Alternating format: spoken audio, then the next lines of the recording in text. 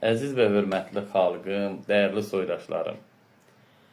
Günlərin birində Bakı şəhərindən Quba şəhərinə yola çıxdı. Yəni, avtomobil vasitəsilə Quba şəhərinə gedirdik. Qubanın təzə yolunda keçiddə pul ödədik. Bu barədə bir dəfə video çıxış edib paylaşmışdım. Bu başa düşdü. Azərbaycanın bildiyiniz kimi aeroport istiqamətində olan binə ticarəti Lökbatan istiqamətdə yerləşdirildi. Bir vətəndaş olaraq həmin anlar, illər mən sevindim ki, rayonlarımıza, bölgələrimizə, yəni ticarətin genişlənməsi, qısa yol, yaxın, profkadan azad olması sevindim və onun rəhbərliyinə dərin təşəkkür edirəm. İnsanlar iş yeri, ailələrlə çörək aparır.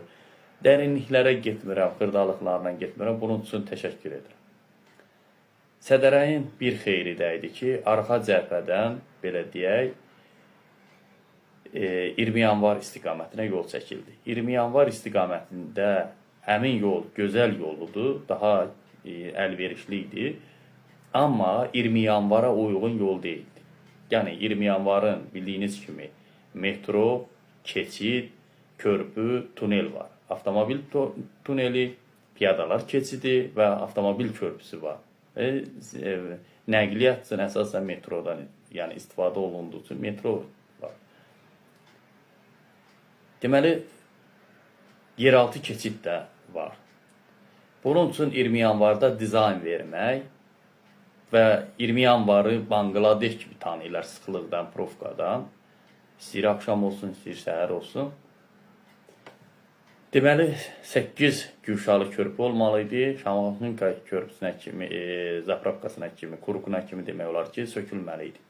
Hündür mərtəbəli avtovağzaldan yuxarı binalar tikilməməlidir. Qısası, deməli, Sumqayıt, Xırdalan, Bakı profka olan yoldur.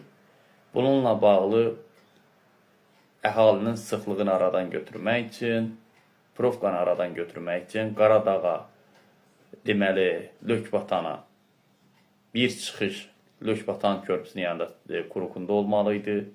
Metronun biri Qaradağda olmalıydı. Binəqədidə metro çıxışı istansiyası olmalıdır. Xırdalanın Kurukunda olmalıydı. Deməli, Fatmeydə, Pirşağıda, yəni bu istiqamətlərdə, Ağşəhərdə, Bakının ərazilərində